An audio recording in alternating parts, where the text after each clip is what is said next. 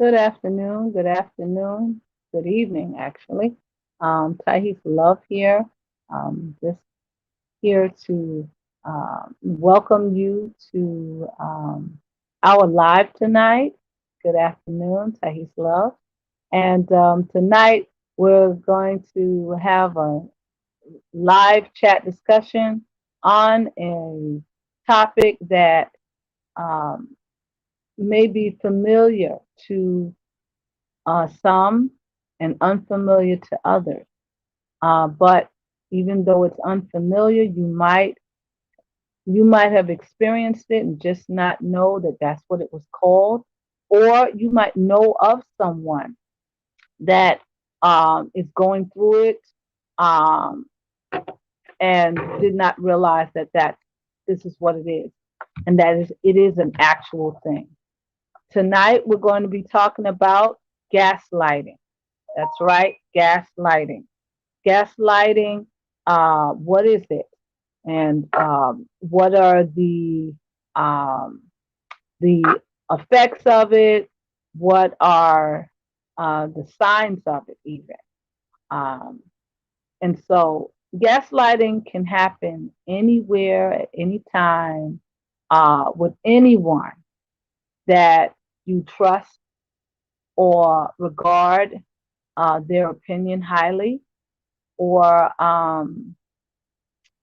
someone that you seek approval from. Okay. Um, and so it can happen. It can happen at work. It can happen at home. It could happen at the doctor's office. It could happen anywhere. And the thing is that it does happen, and it happens more frequently than we like to think. And so I just wanted to just shed some light on it, so that if you or someone you know um, is experiencing gaslighting in some form or fashion, that you can get the help that you need, um, and uh, get out of that situation. Okay. Like I said, I am um Tahis Love here, and I am the um, proud CEO and a mental health and wellness coach practitioner for Dunamis Sound Mind Services. And, with this video, as well as any other video that you may get a chance to watch, learn from, my services are available um, to you, or someone that you know. Um, and my contact information and all of that, I can do that after we finish with the live discussion. Okay. All right. So I want to get right into it. What is gaslighting? And gaslighting is an actual thing. It's a form of mental and emotional abuse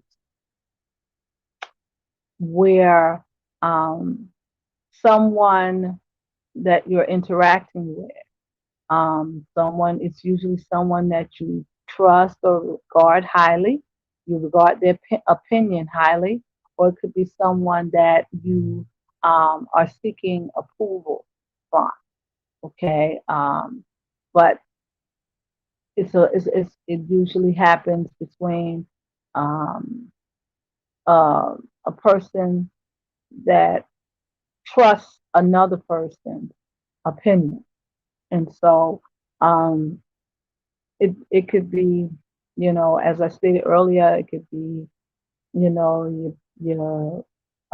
someone in your home, a family member, a partner. It could happen at work, coworker, supervisor, doctor, in the doctor's office. But it happens with someone that you trust or you regard their opinion highly. Okay. Um, and so it's a form of manipulation, mental manipulation, and mental and emotional abuse. Okay. What happens is that the person um, that's the gaslighter, the person that's doing the gaslighting, that person will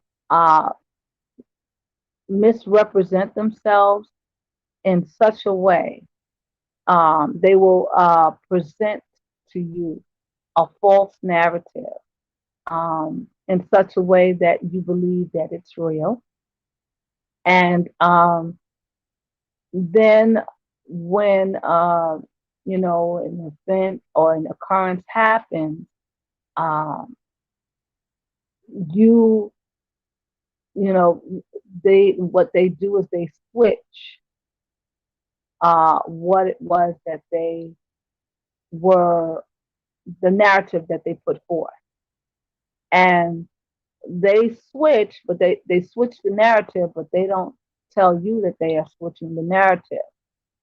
And they uh, represent the narrative in such a way that's so different that when you are, asked to uh, engage or um, recall the incident or the event, your recollection, your retelling of the event is vastly different from the person who was presenting the narrative. So vastly different. And that person um, points out to you that, oh, no, you have it wrong. This is the way it really happened. And you know, um, they're really lying to you because they misrepresented and then switched how they uh, represented themselves, and then they make you think that you got it wrong or you somehow missed something or you got it twisted, and so it makes you the victim, makes you question your own sense of perspective. It makes you question your sense of reality, even. Because just like, well, I know I was there and he had on a red sweater, not a blue one. But he's saying he had on a blue sweater. I know, I know. Well, maybe I don't know. And the person keeps on, you know, retelling um, their narrative about the event that is uh, way different from your retelling of the event, and they're steadily telling you, no, you need your eyes checked. Something is wrong with you, and make you feel like, okay, maybe I'm on, maybe something, you know. I maybe I didn't. You know what? Maybe I didn't see whether he had on the sweater or not. You know, and you second guess yourself, and um, that person, the gaslighter, will even get other people to, say, yeah, yeah, it was a blue sweater. It was a blue sweater. I don't know what's wrong with you. Sometimes they will get other people that will co-sign with them in this uh, switching of the narrative of the event. And because all of these other people are saying that the gaslighter is right and that you are wrong or you missed it, then you start to think, okay, well, maybe I did. Okay. And, and situations like this keep happening where you and the gaslighter, you know, keep having these different recollections of different events and everything. And the gaslighter will ask you to recall it. And when you recall it, and start to say what you experienced at that event or whatever, the gaslighter, no, no, no, that wasn't even it. You don't remember, and make you keep questioning what's wrong with my memory, why I can't remember that. And this happens over and over and over again to the point where you get you the gaslighting victim, you start believing whatever the gaslighter is saying. You question or doubt whatever you're experiencing. And the impact of gaslighting uh, leads to a person questioning their sanity, questioning their ability to um, think or make decisions, questioning even their eyesight, their vision, and that leads to um, low self-esteem. That leads to um, different things. Your confidence level goes down, all the way down, and so gaslighting greatly impacts a person, and the effects of gaslighting um, last way past the event. Um, and so, and people who are survivors of this, of gaslighting, they have a number of events that have happened over and over and over again, so that they start to think, you know what, something is not good with me, and they depend on or rely more so on whatever the gaslighter is saying. And um, this happens in different relationships, your work relationship, your home relationship, your relationship with your partner.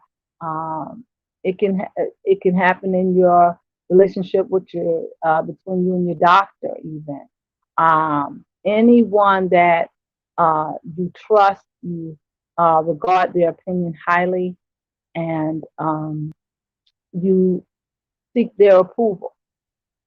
And what happens to a person that's a victim of gaslighting is they constantly go to the gaslighter, seeking their approval, and they wind up doing whatever the gaslighter tells them to do, even if it doesn't make sense to themselves. Even if because the victim is they're doubting everything, doubting their own thought process, doubting their memory recall ability, doubting their ability to make decisions for themselves. And so, because they, are questioning and doubting themselves, so they rely very much on whatever the gaslighter says and does. They just assume that, okay, that person is right. I got it mixed up again, so let me just leave it alone, and it's okay. And so that's what happened. Um, and so, and this happening over and over and over again, the gaslighting victim kind of becomes dependent on the uh, the gaslighter, and so the situation becomes really sordid and twisted, and the victim suffers in a way that they can't even really explain, or even really put their finger on. Okay, and so that's in a nutshell what it is. And so tonight's live is going to be interactive. So I'd like it very much if you would put your comments and questions in the chat. We are on both Facebook Live and on YouTube. Those of you who have or would like to subscribe to my YouTube channel at uh, Dunamis Sound Mind Services on YouTube.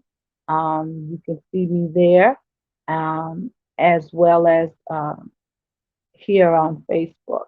And so I'm going to be looking,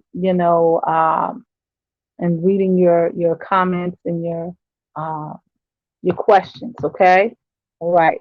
So now I gave some examples of where gaslighting could occur, and those are not the only places where it could occur, but those are there's some pretty common places where gaslighting occurs. And like I said earlier, gaslighting is a form of emotional and mental abuse.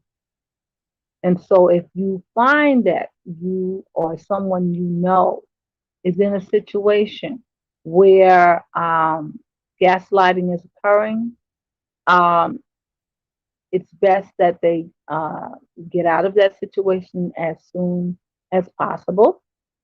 And we have, I'm going to go over some things that you can do to make sure that you can protect yourself. I'm going to just run down some of the signs of um, gaslighting, and so that you will be able to identify um, those that that may be in that situation. Okay. Now, like I said, gaslighting it's it's a it's a form of emotional and mental abuse. It's it's a form of manipulation. Okay. And gaslighters, they engage in that kind of behavior because it's a way of gaining control and power over another person or over a group. Okay. Um, and it it's subtle. It starts out as subtle. You won't necessarily be aware of it when it first starts happening. And so it's important to know the signs. And like I said, it can happen to anyone at any time and any place. But the effects are tremendous. Okay. It gives you a really big impact um, on someone's life. Me, I am a gaslighting survivor. I was in a relationship. I was in a marriage where that was happening all the time. I didn't even realize that that's what was happening. I didn't realize long after um, I got divorced. Um, I was uh, still behaving in a way as if um, I still had my gaslighter still in my life and making decisions for me. And so I didn't realize until a few years after I got divorced that this is what was happening to me. I found myself in a situation where I was having some difficulty making simple decisions. Um, I would get really, really nervous, and I would wind up, uh, having to do research. I happen to love to do research. Um, and so rather than ask anyone, because one of the, and I'm going to go over the signs, but one of the things that someone who has experienced gaslighting, one of the behaviors is you become distrustful, distrustful of yourself, even, and distrustful of those that are even close to you. Um, and so I was, I was experiencing that, and so, but I still needed help in terms of making decisions. So what I would do is just go and research, you know. That way I was getting the perspective of an unbiased source, and that helped me. But I found myself having to research every decision that I, needed to make, you know, um, and I had difficulty. I would try to research it, or um, try to figure out a way where I can make the decision. Simple things like making a decision to what to cook for dinner. Um, when I was in that marriage, you know, I was told, okay, cook this, do that, do it just this way, yada, yada, yada. Now that I was, you know, no longer in that situation, I could determine what I wanted to cook for dinner. But like, I would doubt myself or second guess myself. Like, okay, I think I'm going to cook spaghetti, but I'm not sure if I know how to do spaghetti right. I used to know. Well, let me go look that up. And that's how, I was functioning. I mean, I could still do things, but it would take me a bit longer to get things accomplished simply because I was busy researching or, um, checking my references so that so as to be able to do it quote unquote right. Okay, so yeah, so that's what was happening to me. Now I just want to go over. Let me just see the look at the different signs of gaslighting. Yeah, um, like I said, I like doing my research, and research really helped me, get through that. And it wasn't until um, a few years after my divorce, I simply, was getting tired of researching everything and um, researching it over and over again. My children were getting bigger, and they were teenagers and things of that nature. And they're like, "Well, mom, um, they would ask me questions, and I I would have the answer, but then I would go back and just double check to make sure I had the answer, um, even to simple questions. And so my children were like, "Well, mom, you know the answer to that. You taught me that, And it's like, "Oh yeah, I did. Okay." And I just started noticing that I was doing that. I kept second guessing myself. Things that I knew how to do, I was second guessing myself and taking extra time. And so, um, I, you know, I even went and, just made sure that I was uh, mentally okay. I went to see a therapist um, and just get, analyzed, evaluated.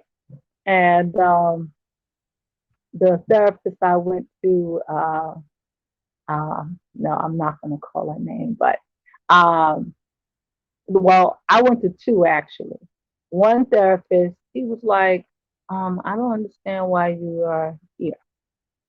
You are one of the most well-adjusted people I've met. Okay, especially with someone that has gone through what you've gone through. Because I went through a really long and messy divorce, and so um, he said you're very well adjusted, so you don't have to worry about that. Um, and I felt good, but then a couple of years later, well, I went to that uh, um, therapist during the divorce, and then I went to another one after my divorce, and um, I had I had already um, started my coaching business, and so I knew myself and everything, but I just wanted to make sure that, okay, I couldn't quite figure out what was going on with me, why I was doing that. And so I just wanted to make sure that, I was really okay, and, you know, figure out why, I kept second guessing myself. And so I went to the second therapist, and I went to her for a year actually. And every time I go, though, I would go for a 45-minute session.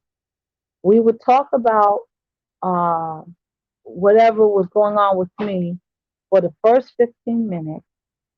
And then the next 30 minutes, I was coaching her.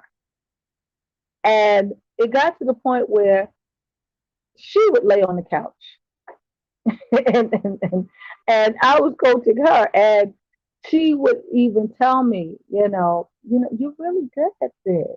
Um, you know, um, you know, and she would let me know what was going on with her, and I would, give her advice or coach her or what have you. But I was the only one that was leaving the co-payment.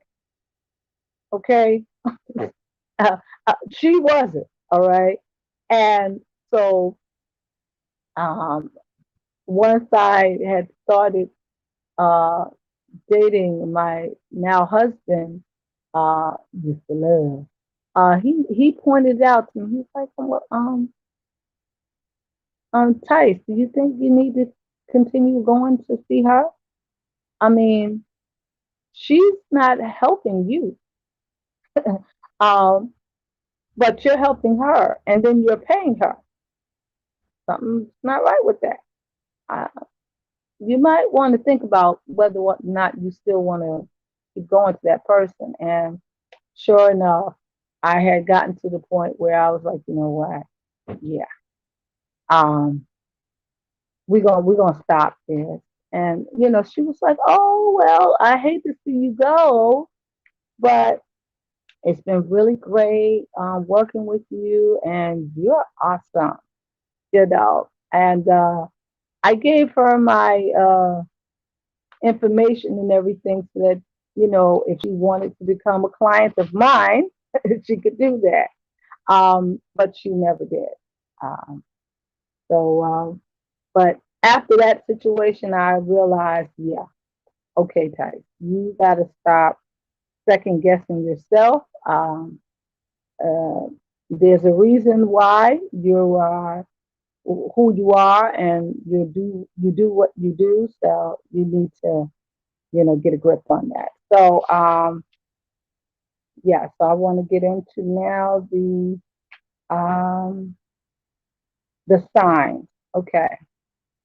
Now there are you have signs of the gaslighter, um, and you also have signs of someone that has been uh, experiencing gaslighting. Okay, so I want to, um, I think I want to go through the signs of the gaslighter thing.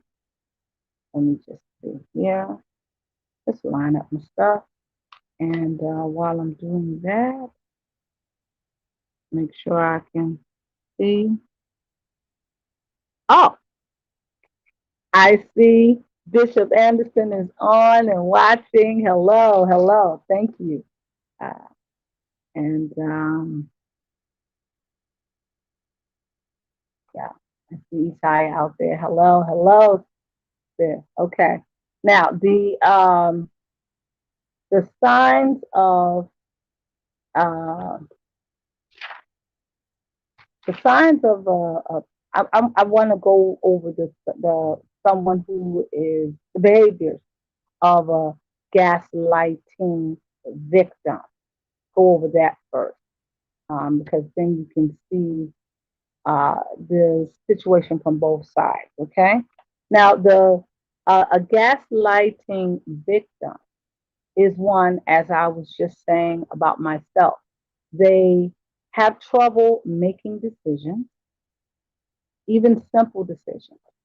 Okay, they have because they constantly are doubting themselves. They question themselves. They don't trust their own opinion any longer. Okay, um, and so they're always, okay, I want to make a decision, but let me just make sure, um, because they want to make sure that they are doing things right. Okay, so that's one thing. Um, the gaslighting victim is someone that um, gets anxious, uh, nervous very easily and very often, because whenever they have to make a decision, or use their thought processing ability for anything, because they second guess themselves so much, it gives them uh, it makes them anxious, it makes them nervous, because they're so afraid of doing it wrong. Another thing that a gaslighting victim uh, does is that they blame themselves. Anytime an event occurs and things go wrong or go awry, they blame themselves.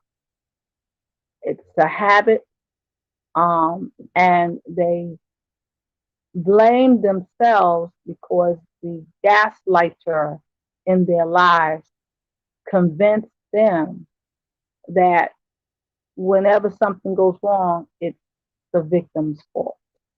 Okay.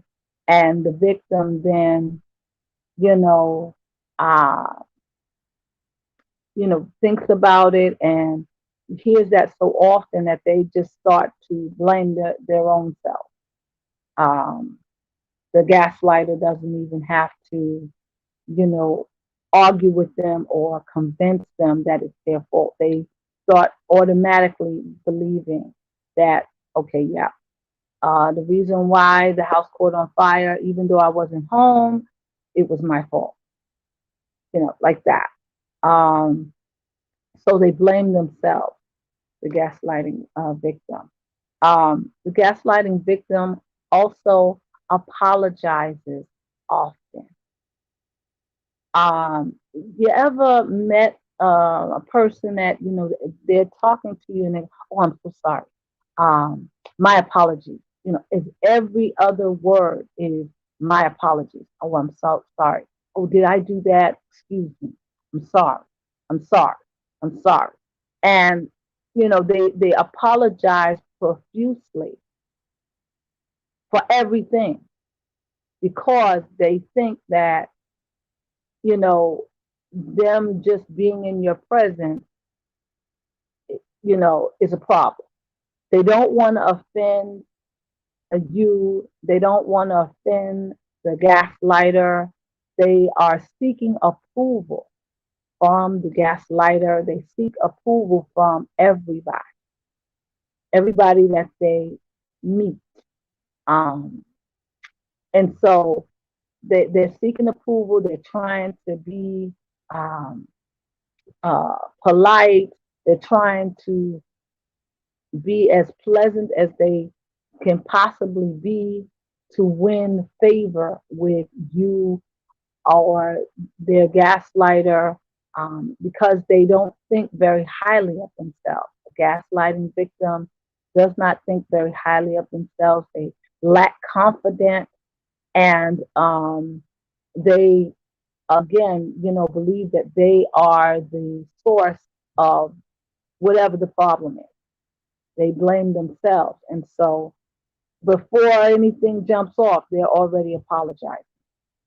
They're apologizing. They're already, trying to, win your approval, win your favor, because they feel like, well, I'm not even worthy to be in your presence. I'm always a problem. I always mess things up. And, I don't mean to, but it just happens. So these are the thought processes of someone that is uh, that's a victim of gaslight. Okay.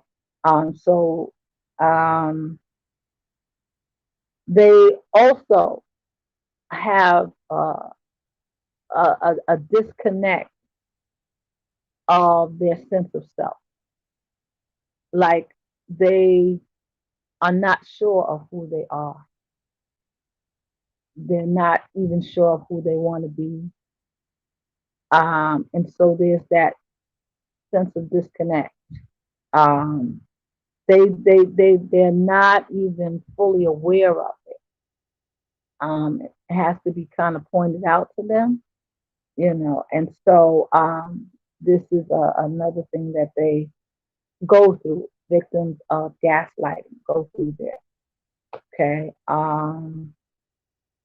And so the victim of gaslighting also, they constantly try to seek the approval of their gaslighter. They depend on whatever the gaslighter said.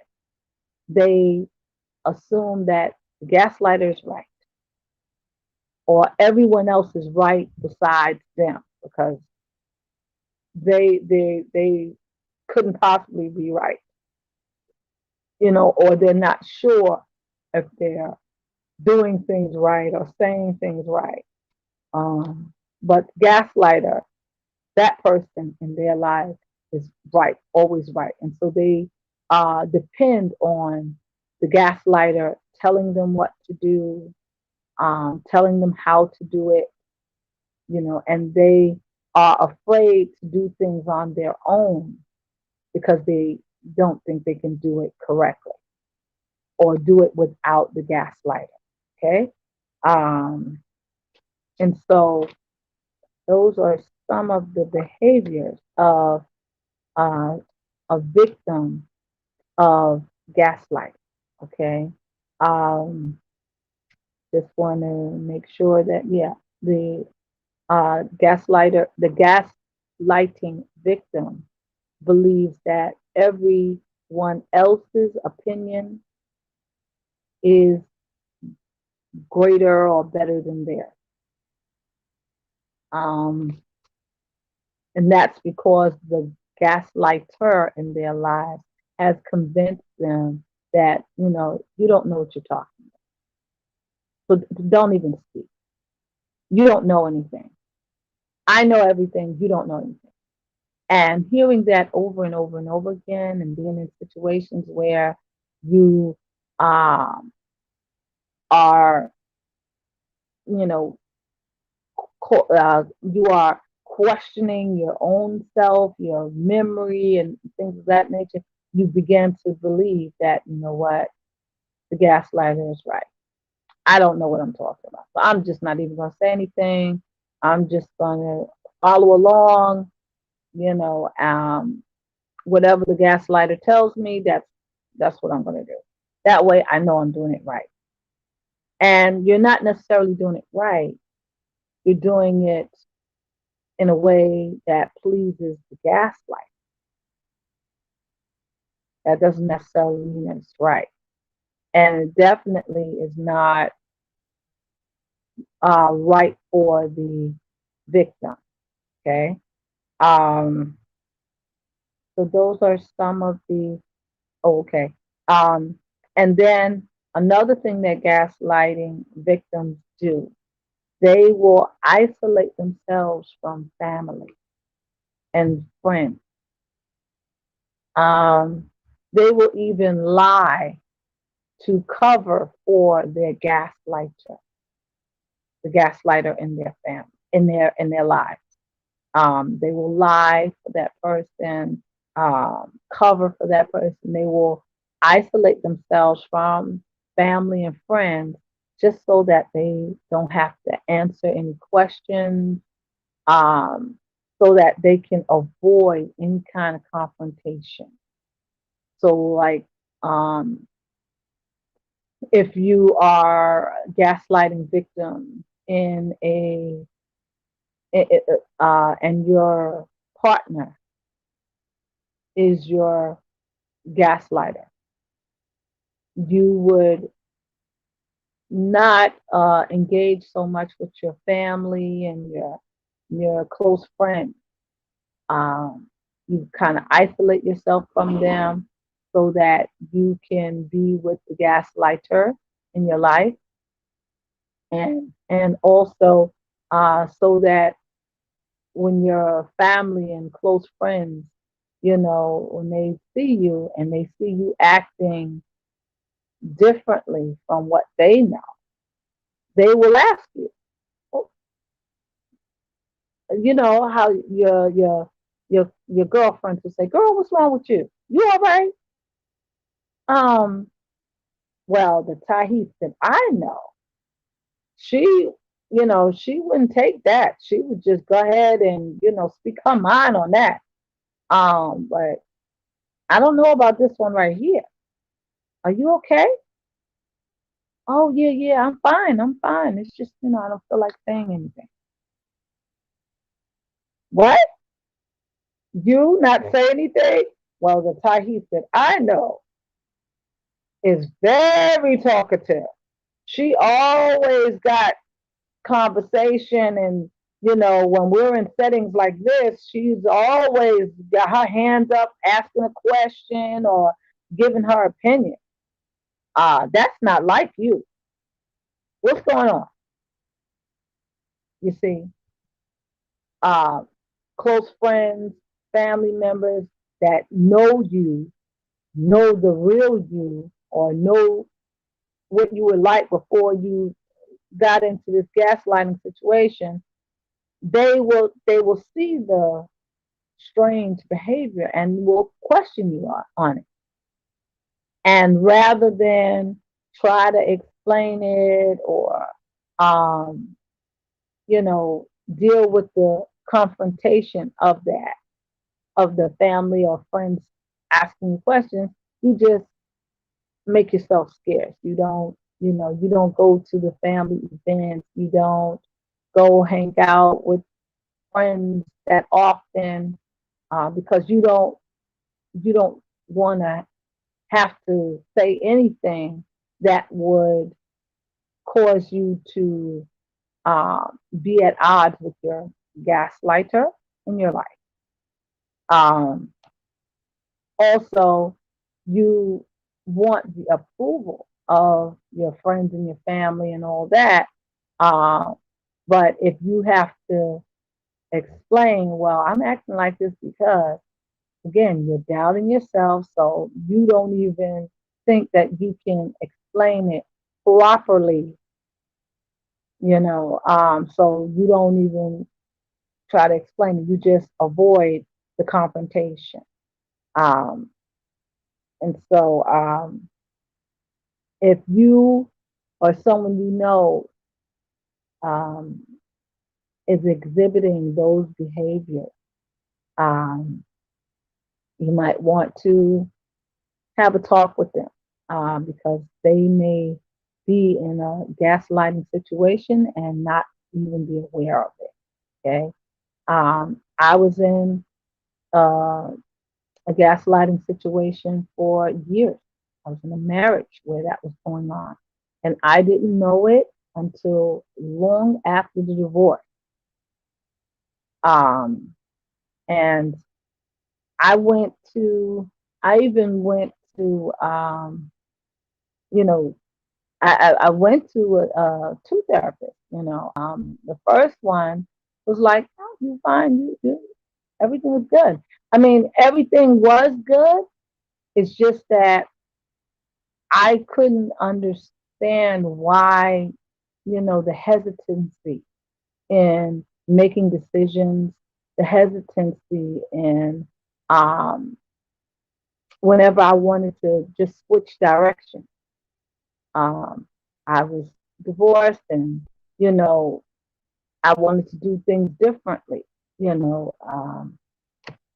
because I'm in a new situation, and it was a lot of hesitancy. I mean, I literally used to have panic attacks because I was scared to make a decision. I was afraid that I would make the wrong decision and it would cost me or cause me a whole lot of pain. So, um, yeah, I was able to find out about gaslighting, and the way I found out, I was the way I found out that I was going through it, and that even though I was still, exhibiting the behaviors, even though I was long out of the situation, um, but I realized that I was going through it when I was coaching a client, and she was going through a similar, very similar situation that I had come out of, and we were talking about financial abuse, and I was fully aware of that, um, and what that was about. But I noticed that she, every time we tried to, when we had a session, I would ask her questions, and she knows the answer because I'm asking questions about herself, and she would know the answer, but she would be like, um, I don't know if I want to stay. I don't know if I want to stay. I'm like, I asked you what your birth date was. Like, I don't know if I want to stay. And she was real timid, um and I could see that it was very, when you asked her a direct question, she would get really, really nervous. And, if I pressed her, she would get more and more nervous, and then she would clam up and not say anything. I'm like, "Hmm." And she and I, I had to set up the session so that she could feel relaxed and comfortable and free to talk. And, you know, I thought that I was doing all right with that, but I noticed that certain questions, especially if they were a direct question, she would go through that. And so, um, and she was going through depression. And so we were, I was, checking, okay, what's the source of the depression? And that's when I discovered that another thing about gaslighting, one of the impacts of gaslighting is um, depression, anxiety attacks, um, and feelings of loneliness. Okay, those are three major impacts of having gone through gaslighting or a gaslighting situation.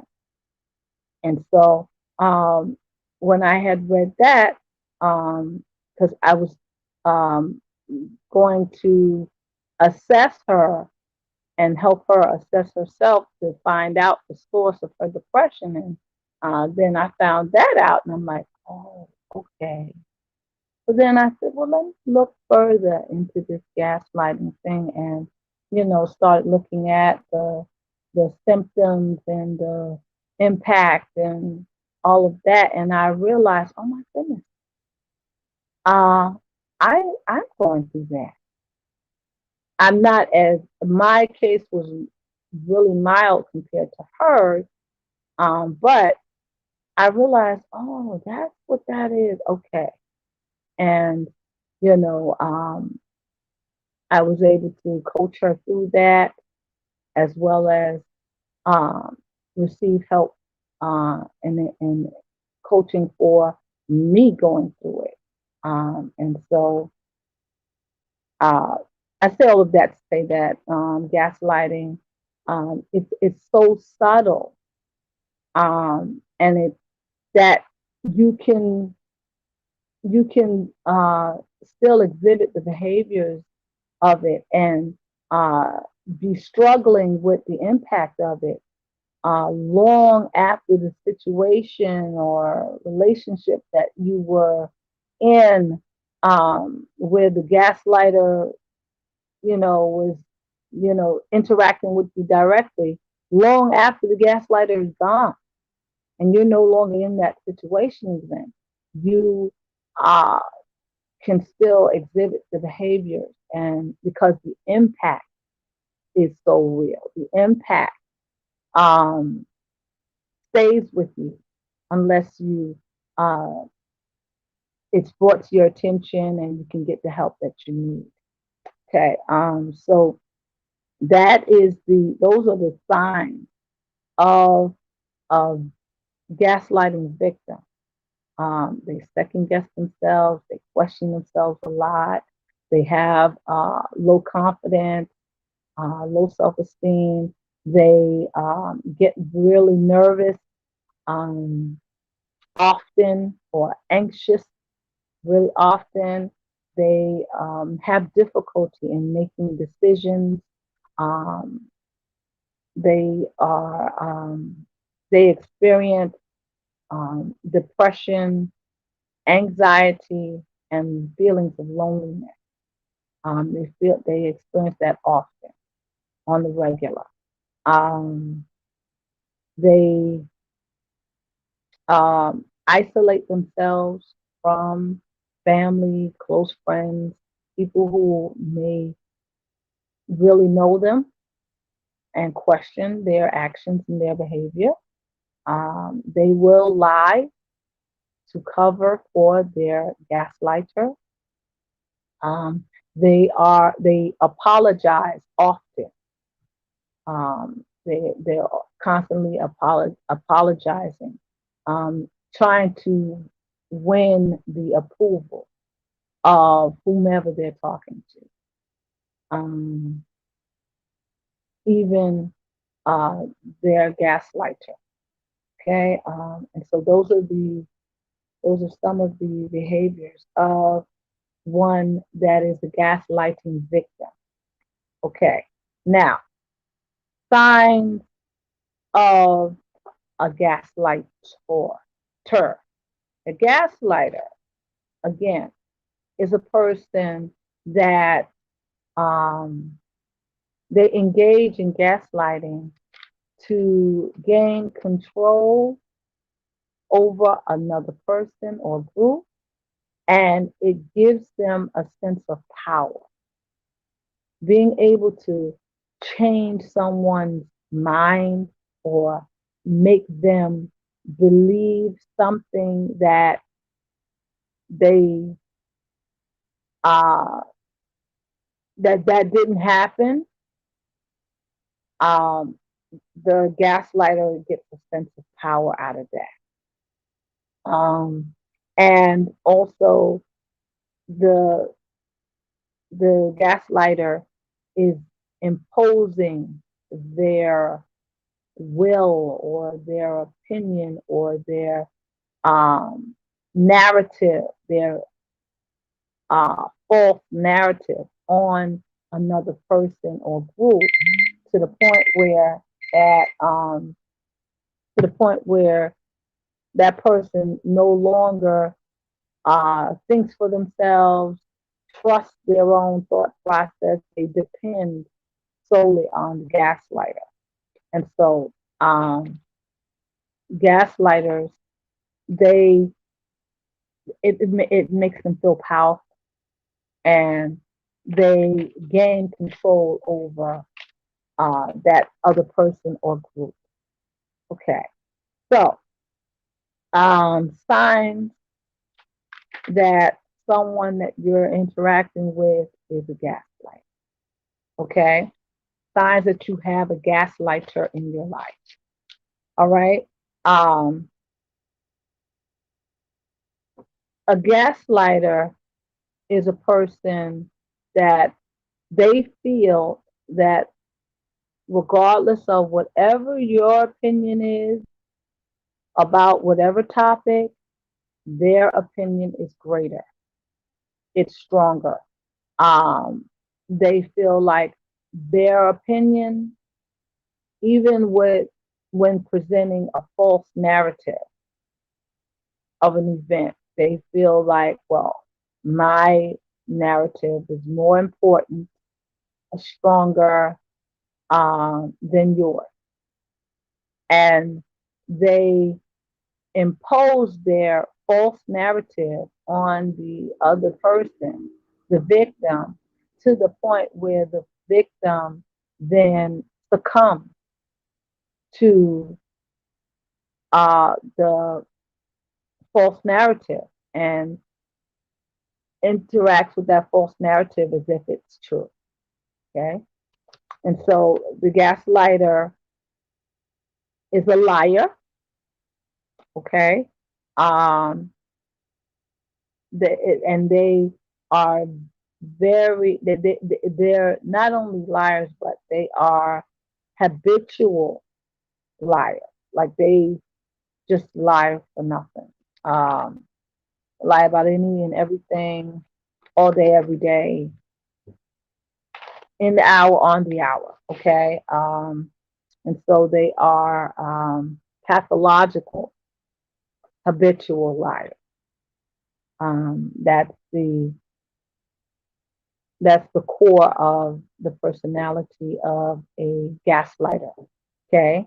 And because they lie so easily and so often, they're often presenting false narratives and imposing those false narratives on others. Um, and so one of the things, one of the ways that you will know that you're dealing with a gaslighter is because they think that regardless of your opinion, their opinion is better, their opinion is stronger, their opinion or their perspective is right, and yours is always wrong. So when you're at an event and an incident happens, uh, and something goes wrong, the gaslighter will impose their false narrative on you so much to the point where um, you become the blame for whatever that went wrong, or you become the source of the incident. Okay, you could not even have anything to do with it, but because when the time came to recall the incident, the details of the incident, the gaslighter recalls the incident, but presents a false narrative about the incident. And with that false narrative, they make themselves look like, you know, the person in the right. Um, but also in their false narrative, they set it up so that you look like the person that was in the wrong, or the person that caused the negative incident to happen. When you are asked to recall that same incident, your recalling of the incident, you very well are recalling what really happened, but the gaslighter will convince you that no, you missed some details. No, that wasn't right. So, for example, as the example I was talking about earlier, where um, the person that spilled the punch, they had on a red shirt, a red sweater. But the gaslighter says, no, it couldn't have been. No, no one had on a red sweater. The person you saw running out of the door had on a blue sweater, not a red sweater. Um, and that was just the person running out the door. That was not the person that spilled the punch. The gaslighter will, you know, say it like that, and you're like, no, I saw the person with the red sweater on spill the punch and then run out the door. And the gaslighter will say, the person that spilled the punch, um, you know, you couldn't have seen someone else spill the punch because you had on a burgundy blouse. But you recall somebody in a red sweater spilling the punch. You had on a burgundy blouse and you were by the punch. Okay. So that means that you spilled it. You see how that happened? Um, the gaslighter, you know, twists the story so that the victim is looks guilty or looks like they were part of the incident. Um, and they will twist the story just so that they'll even utilize the whatever details that the victim stated, then twist it just a little bit to make the victim start thinking, what color blouse did I have on? Was it burgundy? Could I have mixed up the red sweater with my burgundy blouse? Maybe I did. You see what I'm saying?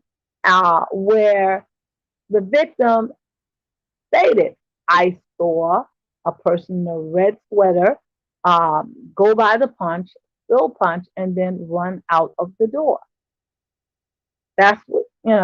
But the gaslighter, you know, uh, totally twisted that up. And so now the victim is thinking, oh, maybe I did. Maybe I spilled it. and question themselves. So uh, that's one thing that a gaslighter does is um, they lie, they twist the details of the story of a recalled incident. Um, and they twist it just so that, it makes the victim look like they were involved in the incident or they were the cause of the incident. Okay. And even in the face of evidence, the gaslighter will stick to their narrative, their false narrative, and they will very vehemently say, "Nope, nope, you got that wrong. Not me. That it wasn't me. It wasn't. Nope, that's not what you saw. They're telling you what you saw. That's not what you saw." And so even when you have proof, or if you had another person say, "Oh, well, I saw someone in a red sweater by the punch area, and I saw them run out the door too." The gaslighter will say, "No, you didn't see anyone in the red sweater. That person had on a blue sweater. The only one that had anything on close to red was her. She had on a burgundy blouse, to try to get you, you know, to try to get even the other person confused and ready to blame the victim, and the gaslighter will lie with a straight face and will stick to the misrepresentation of their narrative all the way down the line. Um, and because they will, stick to their story like that, it makes the victim or other people think, well, that person seems so sure about what they were saying that I'm not sure now what I'm talking about. So that's another thing that the gaslighter does: lie, misrepresent the narrative, and then twist the details of the narrative so that the victim questions themselves, question where they were at in the whole situation.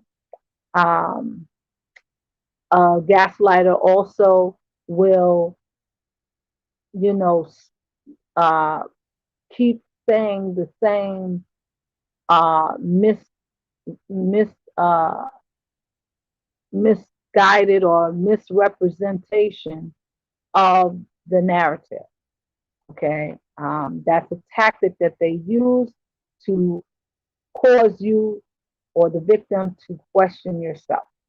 Okay, and they will argue with you um, to make you doubt and start doubting yourself.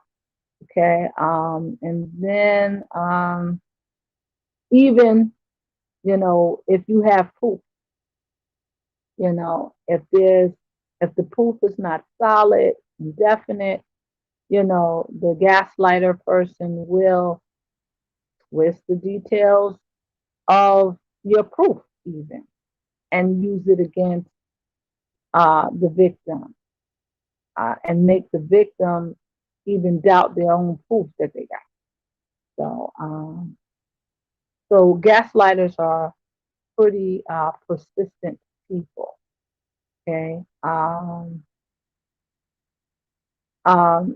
you know that you are in a situation where you have a gaslighter when every time the victim tries to express their needs or their concerns, the gaslighter will say, "Oh, you're too sensitive.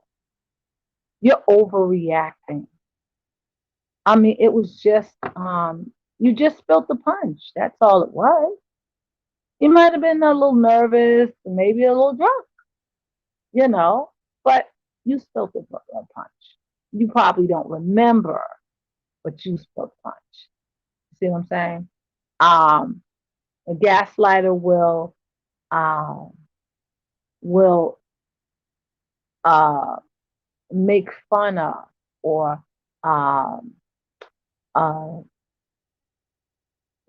deny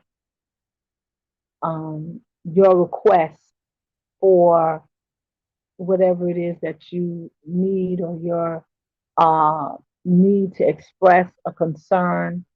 They will make light of the fact that you are even trying to express yourself. Oh, now you want to say something?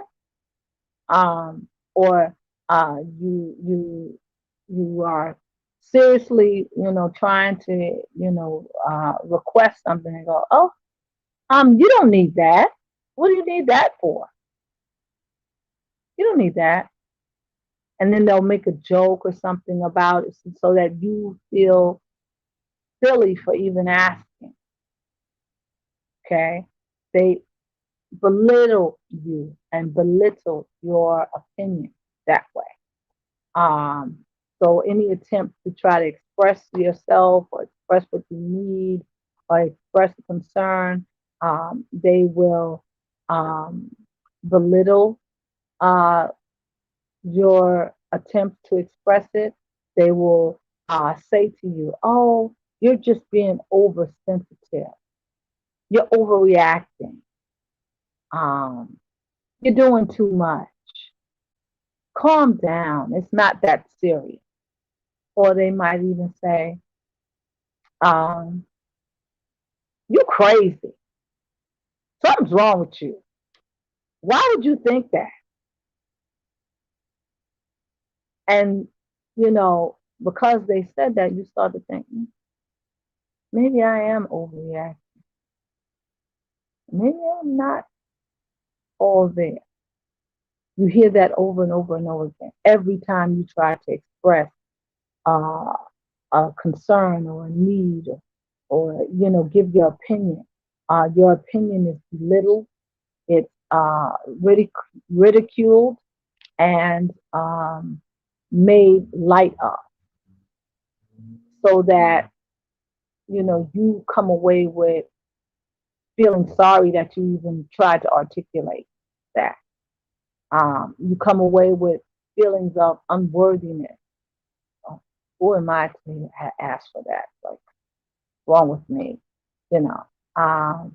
And so then you won't ask anymore, you know, because you don't want to keep going through that. You want to uh, gain the approval of your gaslighter. So that's another sign of conversation with a gaslighter. They will say to you, "You're overly sensitive. You are overreacting. It don't take all of that." Or they'll say to you, "Something's wrong with you. You know, are you all right?" Or they'll even speak to others about your actions, about um, your behavior. You know, she's been asking a lot of questions lately, and she's been forgetting things. I think something is wrong. I think she might need to go seek some help. You might not want to, you know, uh, ask her to do anything right now because I don't think she's well. That's what a gaslighter would say to others about the victim, so that anytime the gaslighting victim goes to express themselves, people would kind of look at them, uh, like they would easily disregard whatever the victim had to say, and you know, uh, observe them to see if they're all right, or if they are, if they are even worth us listening to whatever they have to say. So that's another thing that a gaslighter would do. Okay. And then um, the last thing. Oh, the last thing that a gaslighter does often is uh, have you recall details of a situation or an event, like, a few days after the event happened, something went wrong, and the gaslighter will bring that event up a few days later and ask you to recall what happened. And as you're recalling what happened and you're saying, they say, nope, nope, that's wrong. That's not how it happened. That's not how it happened. You were there. You didn't see, and you start to think, well, I was there. I thought I saw it. I'm not sure. Let me shut up. Okay. So um, those are some situations and behaviors of the gaslighter. That's how you would know if you were in a situation where that uh, has happened to you. And it happens often, very, very often. So, um, ways to protect yourself if you're in a gaslighting situation, ways to protect yourself um, are being that gaslighters very often have you recall details of an event or something that went wrong, um, or just details of an event. Um, if you're in a gaslighting situation where you have a gaslighter, record the event. Um, the event happened on Monday afternoon, by Monday night. Just record it, write it down while it's still fresh in your mind, or record it, video, whatever, the details, so that when you're in the situation where it's time for you to recall the event, you don't have to rely on your memory, which might be sketchy. You can say with certainty, oh, I have it right here. This is what happened. Blah, blah, blah, blah. Or let's go to the videotape, and that way the gaslighter can't uh, question or twist the details of the event, because you and the gaslighter and whoever else is involved is looking at the proof of what happened. So record things that, situations that went down, um, record it, write it down shortly after, or videotape, record it, something like that, and just hold on to it, because the gaslighter will then, um, when they bring it up, it'll be like, oh, well, I have proof that it happened this way, and you can say, well, I have proof also, and it happened this way, what that does is it forces the gaslighter to either not try to twist the details of the situation, or at all, or and just pick a different situation to try to gaslight you with, or um, it will force the gaslighter to, um, you know, it would expose the gaslighter and their false narrative. It will expose them. Now, exposing them doesn't mean that they're going to, admit that they're wrong. Like I stated earlier, gaslighters, they will stick to their story all the way down to the end. They're going to argue you all the way down, even if you have proof. They're not going to admit, you know what, I lied, or you were right. They're not going to do that because uh, in doing that, they relinquish their sense of power and control. Okay, so to protect yourself against interacting with, when interacting with a gaslighter, take notes and record. Okay. Um, Another thing that you can do um, to protect yourself with a gaslighter. Okay, I thought that was off. Um, Another thing that you can do to protect yourself in a situation with a gaslighter is set boundaries. Set boundaries. When you are entering into an event or what have you, um, you and the gaslighter, you agree, okay, I'm going to be there at the party. I'm going to be over by the bar area. You can be over by the dance floor. You know, I'm gonna be over by the bar area. You know, until my favorite song comes on. So you and the gaslighter, you all are clear on where you're going to be situated and where the gaslighter is going to be situated.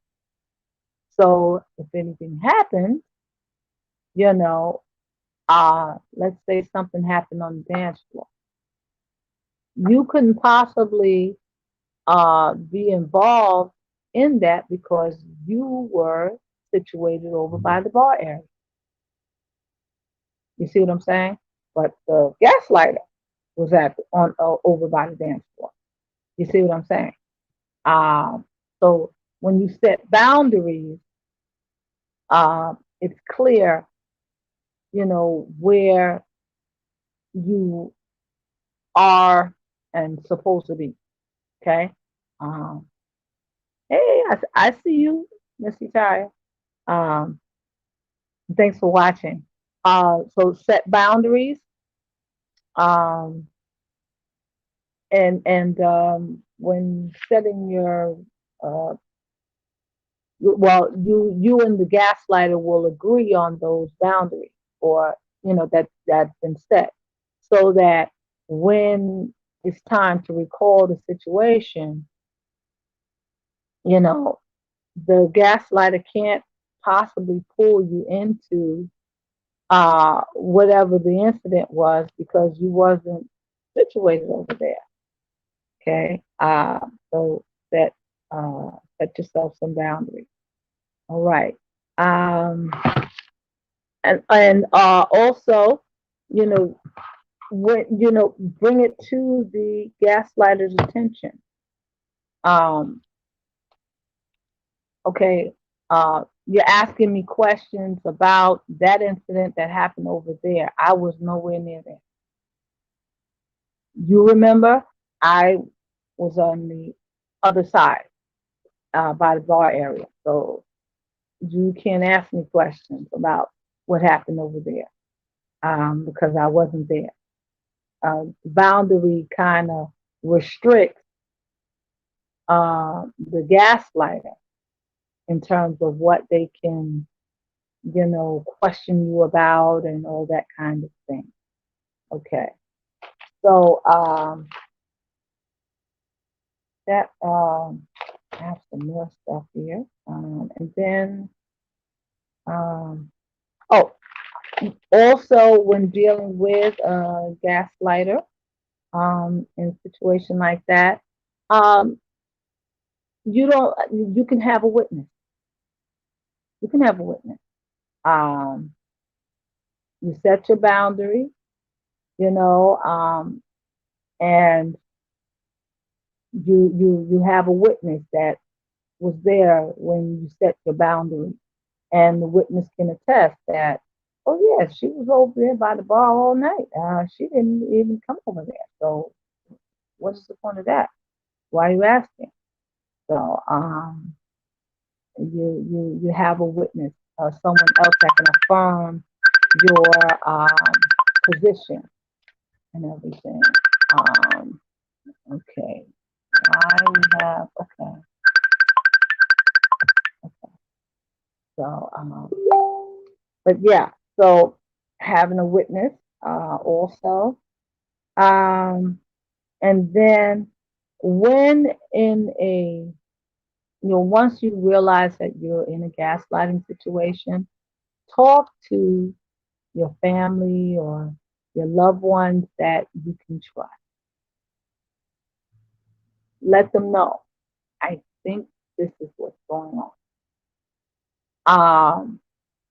Your close friends, family, they can do two things. They can present to you an unbiased perspective about whatever the topic is or the situation is that you're bringing to them. Um, and they can provide you with support for um, your perspective, your spin on the situation. Um, they also can help affirm you in who you are, what you stand for. They can reaffirm you. Okay, that's close family and friends, people that you trust. Um, they can do that for you. So talking to them about the situation can help that um, help you um, with that. Talking to them. Um, Another thing is um, whenever you're in a situation where uh, a gaslighter is, you know, causing you to not be sure about whatever it is that you're saying, or you're entering into some kind of agreement with the gaslighter, get clarity. Get clarity. I know me personally. Um, I when I was in that kind of situation, it helped me to um, get the instruction or whatever my gaslighter was telling me. It helped me to make sure I got it, quote unquote, right by asking for clarity. Okay. You want me to um, you want me to go to the store? Okay. Which store? Okay. What is it that you want me to get? How many? What's the name brand? Like I would ask questions to get the instruction from even from my gaslighter. Get the instruction real clear so that I was less likely to mess up or get the instruction wrong.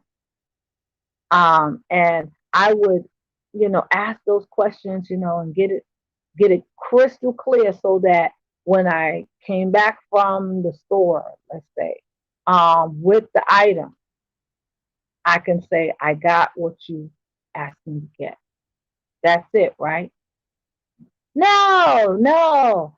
I didn't say get that tomato sauce. I said get this one over here. And then I would say, oh no, I wrote it down. You said this one. You said this color can, you said this size, and you said to get three of them. So it cut down the confrontation because I had clarity. I understood the instructions well. I wrote it down, recorded. And so when I came back with it, Gaslighter want to change it up, but this is what you said. This is what you said. I wrote it down. So then they couldn't, gaslight me on that because I wrote down what they said. You see. So ask for clarity. If you're in a situation where you're interacting with a gaslighter, get clarity on whatever it is that you and the gaslighter are talking about, or what have you, so that way you can repeat back verbatim what the gaslighter said. That way, the gaslighter, they can't say, "Oh, you got that wrong. You need to get your hearing checked. You sure? That's not what I said. No, that's not what I said. Yes, it is. I wrote it down." You see? Um, so get clarity, because that helps you. Um, again, with the getting the clarity, you take notes. That way, you can refer back to the notes, not dependent on your memory, so they can't, easily twist the details that you recall. You had wrote it down, so you can refer to it. Um, setting your boundaries. Um, okay, yeah.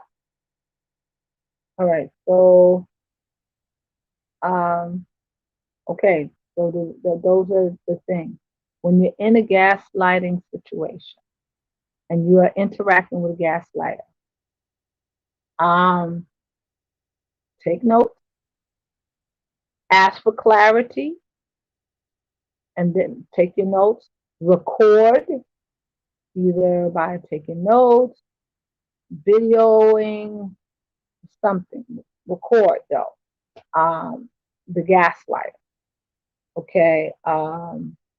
Talk to family and friends, close family and friends, so that they can help affirm you and your perspective, um, affirm you in who you are. Also, they can um,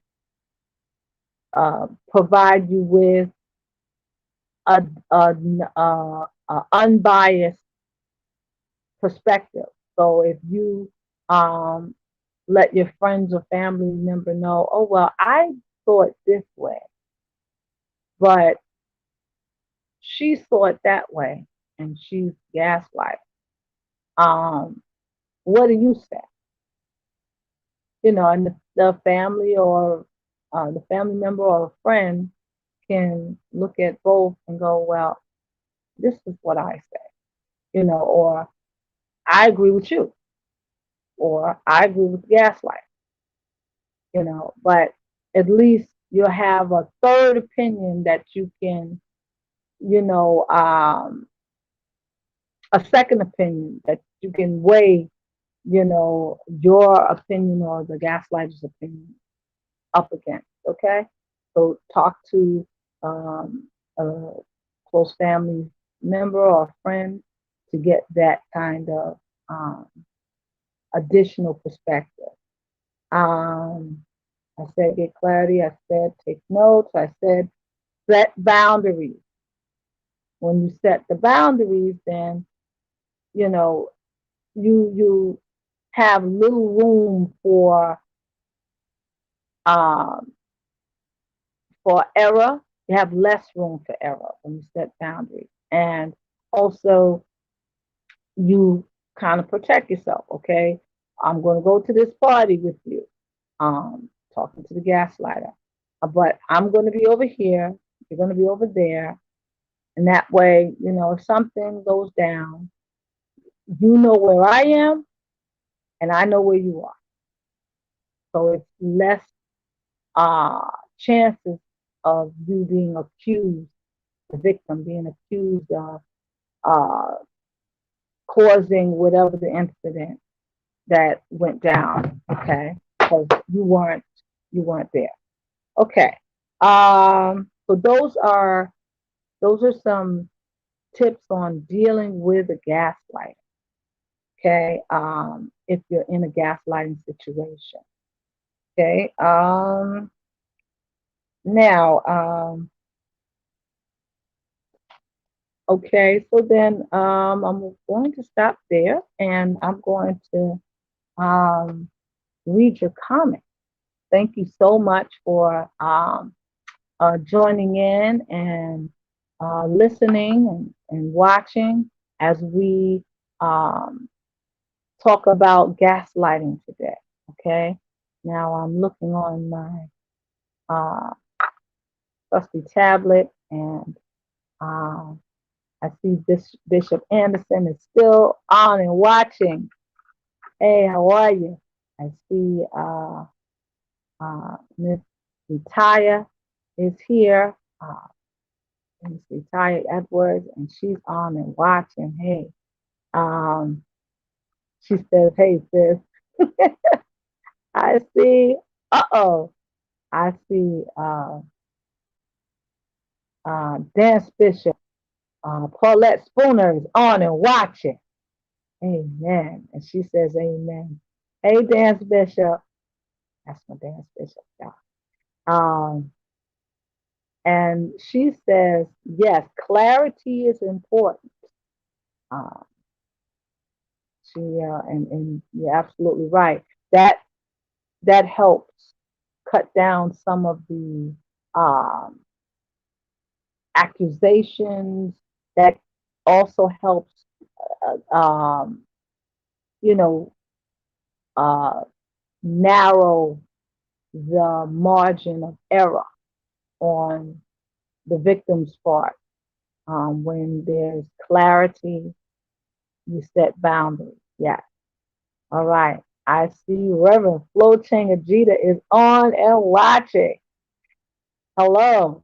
And she says, yes, this is serious. It is. It really is. Um, and that's right. Take your notes, um, because all of those things will help you as you interact with a gaslighter. Okay. Again, if you discover that you are interacting with a gaslighter in your life somewhere, um, yeah, those are some things that you can do to interact with the gaslighter and protect yourself. But the best thing to do is to get out of that situation where you have to interact uh, often with the gaslight. Okay. Um, Things to do, as I stated earlier, to help, um, speak to a family member, close friend, go get help. Okay. You can uh, enlist the help of someone like me, therapist. And you know, they can help you reaffirm yourself, help you to work through the impact and effect of gaslighting.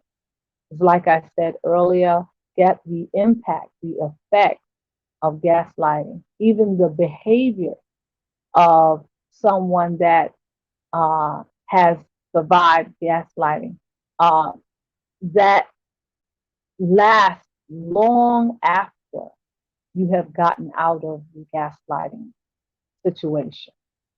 Okay. And so, as I was sharing, earlier, I didn't even know, I didn't even realize that I was uh, a victim of gaslighting until long after my divorce. I just found myself, um, just having some difficulty in making a decision quickly. I would make the decision, but I found myself second guessing myself. So I would go and research and ask, uh, you know, um, ask this one's opinion, you know, and just keep making sure that I had uh, enough uh, facts so that I can make the informed decision. But and so I was able to do it, but it just took me a lot longer than I needed to, because I was busy researching and getting all these opinions when I knew what the answer was. I knew what the decision that needed to be made, but because I didn't trust myself, I didn't trust my decision ability. Um, I would go through all of these other extra links to make sure that the decision that I had to make was the quote unquote right decision. Okay. Um, but yeah, I mean, I still, when I still work on, um, you know, the impact of the gaslighting uh, situation. I still have remnants of the behaviors of a gaslighting survivor. I still, and I see it. And so when I see it and I um, identify it, then I work to um, try to heal and, get rid of those tendencies and those behaviors. But um, yeah, and this, it's been over 15 years, um, and I still, have some of the behaviors. I notice them within me. So if you're in a gaslighting situation, um, you know, do uh, seek help so that you can get out of it, and then seek help so that you can recover from the impact of it. Okay. The thing about gaslighting is that it can affect a group of people as well. Um, as I stated, my gaslighting situation not only impacted me, but also my children. Um, and so, as I uh, began my process of recovery from gaslighting, um, so did my children. So did my children. And they, recovered much faster than I. Um, and so they were able to even point out to me and bring it to my attention. Well, Mom, why does it take you so long to decide what you want to cook for dinner? It's just dinner, Mom. You know, and them pointing it out to me like that, that helped me also to identify those behaviors and um, get rid of those habits that no longer serve me. I had to do that when I was in the gaslighting situation so that I could, uh, you know, keep the peace. I could um, continue to win the favor and the approval of my gaslighter. Okay. So I had to do those things. But, you know, I was long out of that situation. I no longer had a gaslighter in my life. And so there was no need for me to continue with those behaviors. Um, but those behaviors had become habit. So I didn't even think about it. I just would do it. Um, I still, like I said, I still see it. Some of the behaviors, the remnants of it. Again, it's subtle, so you may not see it right away. But just because you don't see it, right away does not mean that you have not gone through it or it has not impacted you. Okay. So do get the help. Okay. I want to see if there are any questions or comments. Okay. All right. I see. Living Faithful is on and watching. Hello. Hello. Um, and are there any questions? Anyone? Has anyone uh, been in a situation where either they survived gaslighting or they might have been the gaslighter? As I stated earlier, gaslighting happens more often than we like to think. It's very subtle. It starts out very subtle, so you may not even be aware that you are in a situation where you are interacting with a gaslighter, or you may not be aware that you are doing it. You might think, okay, um, I'm just trying to uh, uh, be right in the situation. Um, and so, you might be the type of person that, um, enjoys a good argument, and you think that your opinion is the better opinion or the stronger opinion or even right, and the other person's opinion is not right, and in you uh, getting your point across, or presenting your narrative, you may present it in such a way that you cause the other person to succumb or give in or yield to your opinion, even if your opinion is not the right opinion. Um, but because you were arguing so vehemently and pointing out the the you know little details or holes in the other person's argument, um, you think, well, I have to be right. I'm right. Look, you can't even defend your position. Look at you, you know. And it doesn't necessarily have to be that they couldn't defend their position. It's just they couldn't, you didn't allow them to have a position.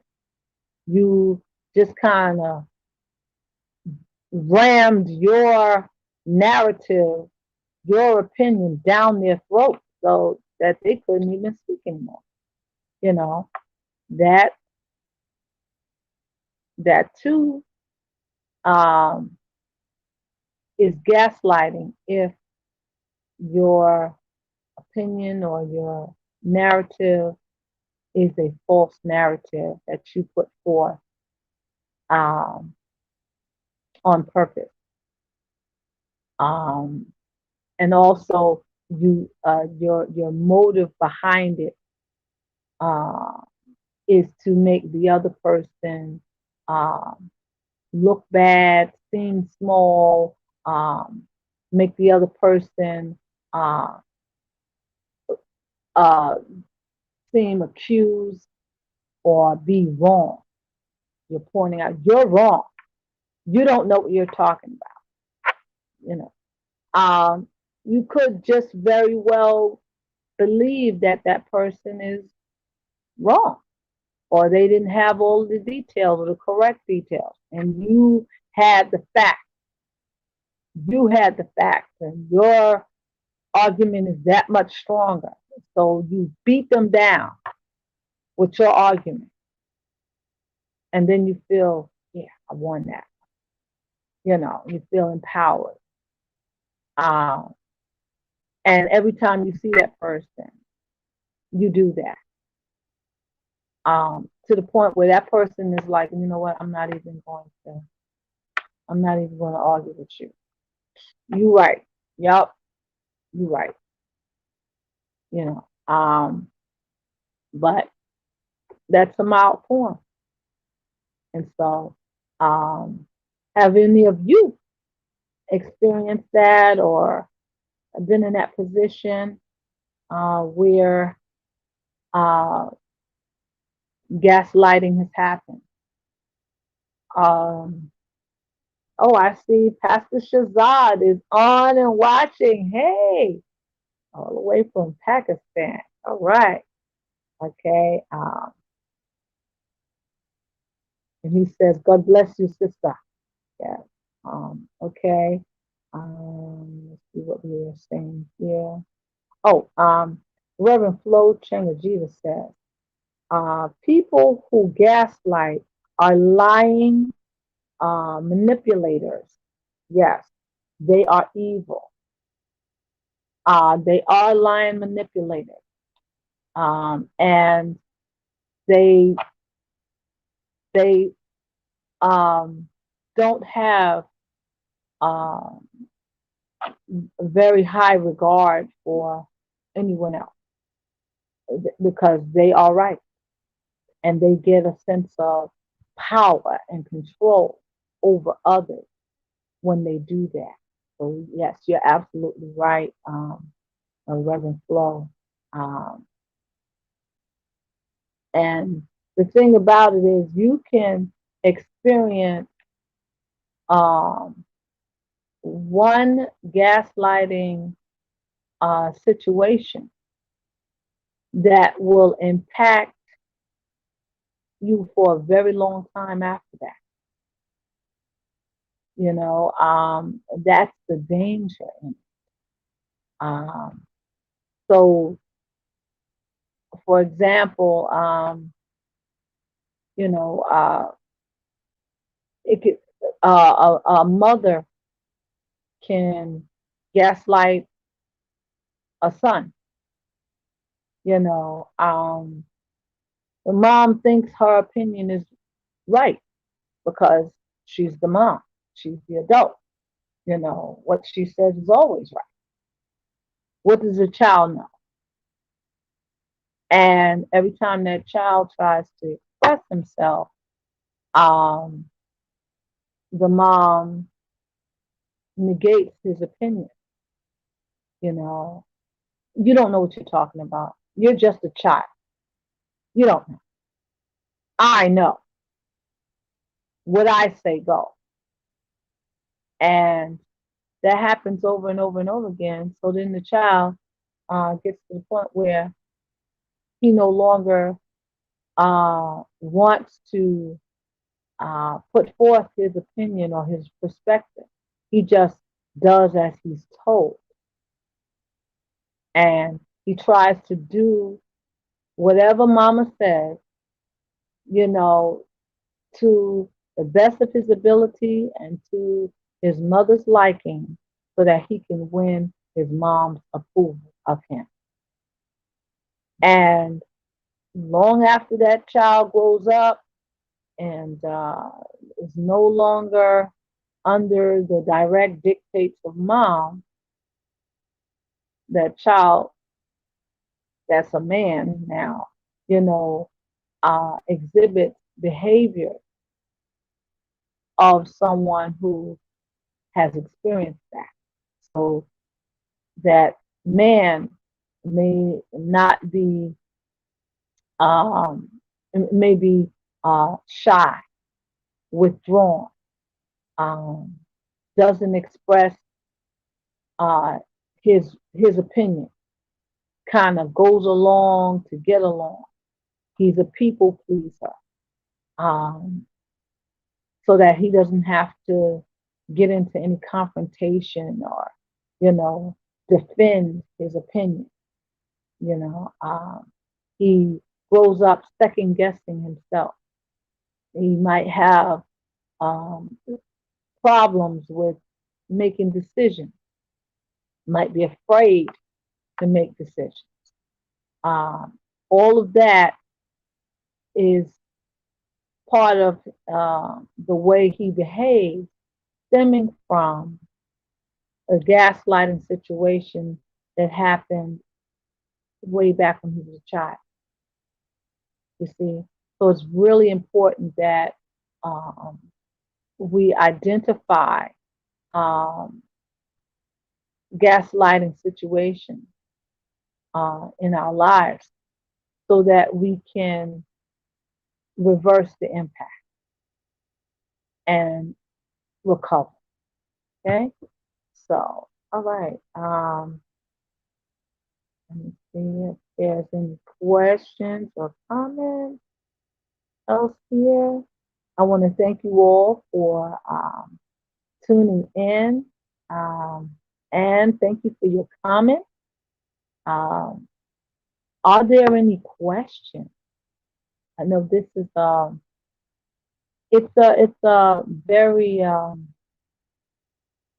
it's a heavy topic because it's so personal, um, and you know, the people who are survivors of gaslighting, um, you know, they have certain struggles, so they may not uh, want to express themselves in the chat like that.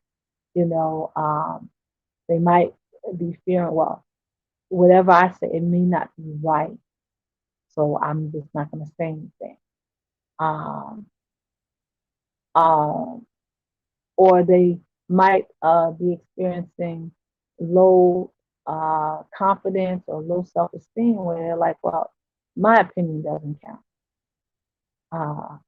I don't need to write anything in the chat because, you know, it doesn't count, or, you know, it's not important. You know, these are the thoughts of one who has been a victim of gaslighting. These are their thought patterns, or they may want to um, put something in the chat, but they're nervous about it. If I put it in there, it's there. Everybody in the world will be able to see it, and it may not be right. You know, I don't want to make you know, make a fool out of myself, so I'm not going to write. You know, these are the kinds of things that, you know, go through the head of the mind of someone um, who's been a victim of gaslighting. Okay, and so, all right, if that be all, I will prepare to close out. But thank you again. I'm just checking here to see. Um, thank you again for watching this video. Again, share it, like it, comment. Even after the live, I do go back and go through the comments and the questions, and I respond. Long after the live is over, I do that because I enjoy interacting with you all that way. Also, you know, the information is meant to be shared. And so you may not have a question or comment at this moment, but you might think of something a little bit later on. Just put it in the chat, put it, there, and I'll respond to it.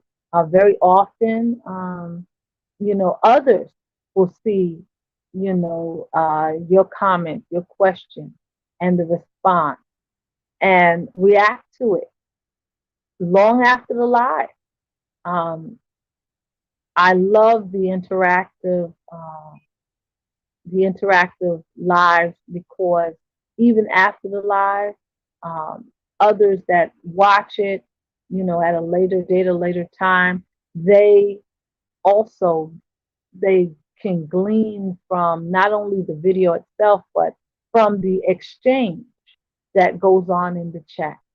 So your comment, your question, will impact somebody else that watches the video long after we're done here and stuff. So it's your contribution to the chat and to the discussion that makes these videos as important and um, uh, as transparent as they are and true to life. So thank you, thank you, thank you. I will be on again tomorrow. Um, I'll be on for the Mind of Christ series, and we're going to be starting that for this month, and that will be on tomorrow at 3 p.m. I I have a couple of places that I have to go earlier in the day tomorrow, and I expect to be back by 3. But if not by 3, then I will uh, let you know what time. But yeah, so stay tuned tomorrow. Tune in tomorrow for the Mind of Christ series. Thank you so much for tuning in this evening. And don't forget to like, share, and comment. Thank you again. Share it with your friends and family. Again, if you or someone you know is in a gaslighting situation and they need help, feel free to reach out to me. Um, my name is Tahis Love, and I am a mental health and wellness coach practitioner for Dunamis Sound Mind Services. I can be reached by phone at 718-576-8110, or you can email me at dunamissoundmind@gmail.com. Dunamis Sound Mind is one word, all lowercase, and um, I can perhaps do it in the chat, or you can find it on you can go to my YouTube channel um, and contact me there, or on my Facebook, Tahis Love at Facebook, also Dunamis Sound Mind Services on Facebook and on Instagram. So I am here for you. Okay. So thank you so much again. Thank you all that tuned in and all that's going to tune in. Have a good night, um, a good day, depending on what time you see this video. And thank you so much. God bless you. Good night. Bye bye now.